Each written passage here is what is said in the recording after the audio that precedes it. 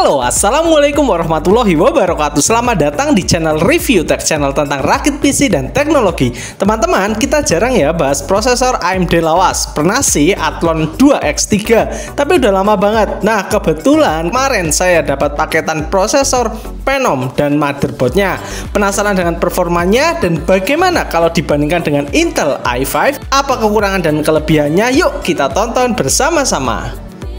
Oh ya, sebelumnya makasih banyak ya teman-teman, Review Tech udah hampir 9.000 subscriber. Gak nyangka ya, dulu waktu masih seratusan subscriber, banyak yang absen. Subscriber nomor berapa? Saya punya rencana nih, kalau insya Allah nanti channel ini sampai 10.000 subscriber, saya mau jual part PC saya yang nggak kepakai. Nanti total part PC-nya kejual berapa, akan saya bikinin PC atau buat beli VGA dan akan saya review. Untuk yang berminat dengan part-part apa saja yang saya jual, bisa cek di kolom komentar dan deskripsi ya. Terima kasih, dilarisin ya guys. Oke, lanjut ke videonya. Kita mulai ya dari part yang pertama, prosesor. Sebenarnya saya dapat paketan kemarin dari tempatnya Pak Hilal, yaitu motherboard AM3, HSF, dan prosesor. Ketiga barang ini dijual 300.000. Prosesornya saya dapat Phenom 2X6 1090T. Kalau teman-teman cari di Tokopedia, harga termurah prosesor ini adalah 325.000. Ini adalah prosesor 6 core pertama dari AMD. Buyutnya Ryzen 5 nih. Buat teman-teman yang PC-nya Ryzen 5 sungkem dulu ya. Prosesor ini keluar tahun 2010, awal saya kuliah berarti. Dulu harga keluar di Indonesia adalah sekitar 2,5 juta. Apakah mahal? Iya mahal. Tapi jika dibandingkan dengan i7 980X, prosesor Intel 6 core pertama waktu itu harganya di atas 10 juta. Perbedaannya jauh sekali. Prosesor ini memiliki 6 core dan 6 thread, memiliki frekuensi 3,2 GHz yang unlock pastinya. TDP-nya 125 watt. Sudah bisa dibayangkan, TDP yang tinggi dan unlock pastinya jadi combo panas dan sahabat PLN.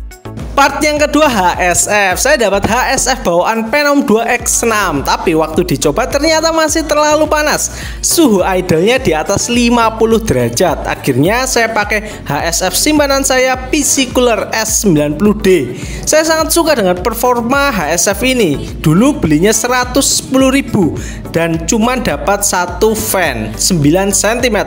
Sebenarnya bisa dipasang dual fan pada HSF ini.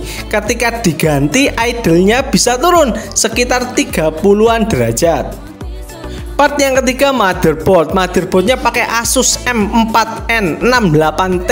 Ini adalah motherboard dengan soket AM3 tanpa plus. Artinya belum support prosesor FX. Kalau teman-teman familiar dengan istilah onboard VGA, dulu hal ini diterapkan di AMD jadul. Jadi chip iGPU-nya ditanam di dalam board motherboardnya, bukan di dalam prosesor seperti sekarang. Nah, lucunya di motherboard ini walaupun motherboardnya AMD, tapi onboard iGPU-nya pakai Nvidia Enforce 630A.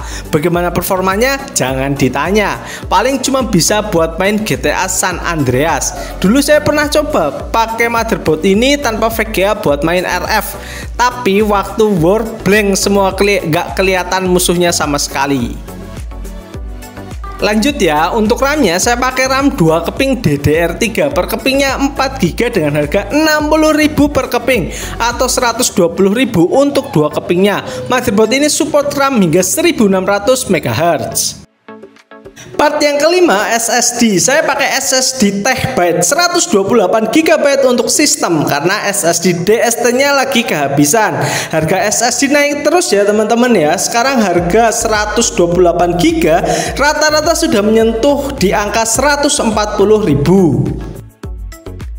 Part yang keenam, harddisk. Harddisknya juga lagi lumayan naik ya. Saya pakai harddisk 500 GB WD Black. Harganya sekarang 85.000.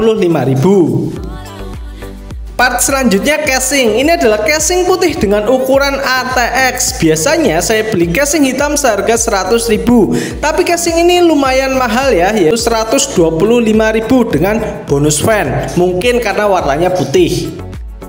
Untuk PSU-nya saya pakai PSU 600 watt dari Fantech. Semua kabelnya sudah slave biru dan punya 2x8 pin power VGA. Persiapan buat VGA dengan daya yang besar. Untuk power prosesornya juga sudah 8 pin. Harga PSU ini adalah 150.000. Terakhir VGA, saya pakai MSI GT 741 GB 128 bit GDDR5. VGA yang sangat menyenangkan buat saya, performanya lumayan oke buat harganya, tanpa pin power dan adem pastinya. Harga VGA ini di Tokopedia adalah 400.000. Jadi total biaya yang dikeluarkan untuk PC ini adalah Rp1.430.000, belum termasuk ongkir ya teman-teman. Opsi upgrade untuk prosesornya sendiri tidak perlu di-upgrade ya teman-teman. Kita bisa upgrade RAM-nya dari 8GB ke 16GB. Lalu karena PSU-nya sudah ada 2x8 pin power, bisa naikkan VGA ke RX 560, 570 atau 580.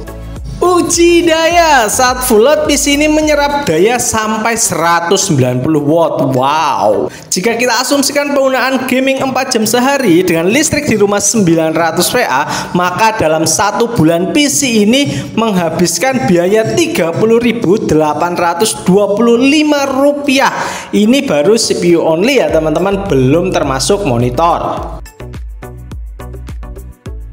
Uji sintesis dengan Cinebench R15 Phenom 2X6 1090T tanpa di overclock mendapatkan skor 417 CP. Skor ini masih di atasnya i5 Gen 2 dan masih di bawah i5 Gen 3. Tapi ingat ya, Phenom 2X6 bisa di overclock. Mungkin jika di overclock lebih dari 4 GHz bisa mengejar skor dari i5 Gen 3. Untuk Unigine Heaven dengan setting 900 Pilo mendapatkan skor 1568. Skor ini hampir 2 kali lipat jika dibandingkan dengan iGPU A87650K. Untuk game yang pertama GTA 5 di setting 900p normal mendapatkan FPS 60 sampai 80-an.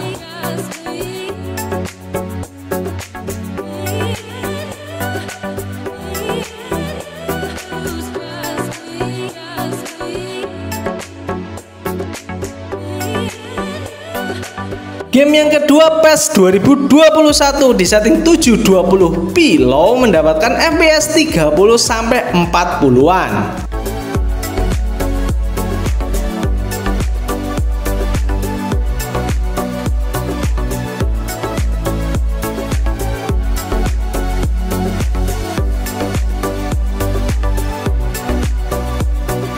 Untuk game yang ketiga, Dota 2 di setting 900p high mendapatkan FPS 30-an saat war dan 50-an saat laning.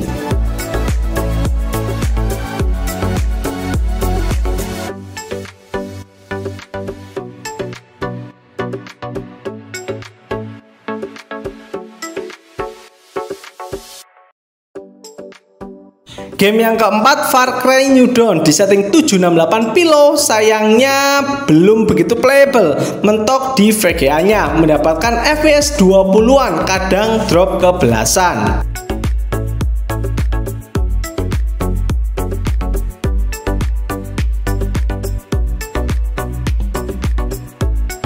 Game yang kelima, Euro Truck Simulator 2 di setting 900p high mendapatkan FPS yang nyaman di atas 30.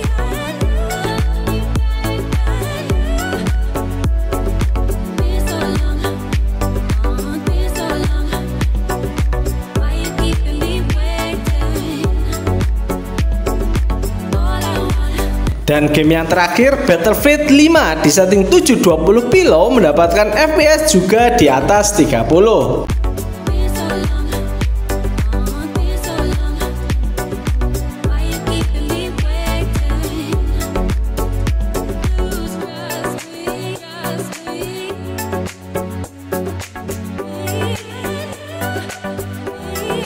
Terakhir saya lampirkan sedikit gambaran performa antara i5 3470 jika dibandingkan dengan prosesor ini Phenom 2X6 1090T dalam gaming.